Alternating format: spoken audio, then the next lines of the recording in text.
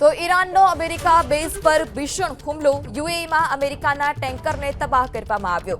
બગદાદમાં US embassy પર પણ હુમલો, યુએસ KC-135 વિમાન MQ-9 ડ્રોન પણ તોડી પાડવામાં આવ્યું છે. ત્યારે બગદાદમાં પણ હુમલો કરવામાં આવ્યો છે. ઈરાનનો અમેરિકાના બેઝ પર હુમલો છે. યુએઈમાં અમેરિકાના ટેન્કરને તબાહ કરવામાં આવ્યો અને તબાહ બાદ ઓઇલ ટેન્કરમાં ભીષણ આગના દ્રશ્યો પણ સામે આવ્યા છે. જ્યારે બગદાદમાં યુએસ એમ્બસી પર પણ ઈરાને હુમલો કર્યો છે.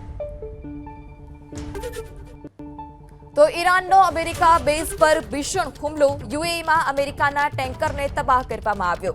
બગદાદમાં યુએસ એમ્બસી પર પણ હુમલો, યુએસ KC-135 વિમાન MQ-9 ડ્રોન પણ તોડી પાડવામાં આવ્યું છે. ત્યારે બગદાદમાં પણ હુમલો કરવામાં આવ્યો છે. ઈરાનનો અમેરિકાના બેઝ પર હુમલો છે. યુએઈમાં અમેરિકાના ટેન્કરને તબાહ કરવામાં આવ્યો અને તબાહ બાદ ઓઇલ ટેન્કરમાં ભીષણ આગના દ્રશ્યો પણ સામે આવ્યા છે.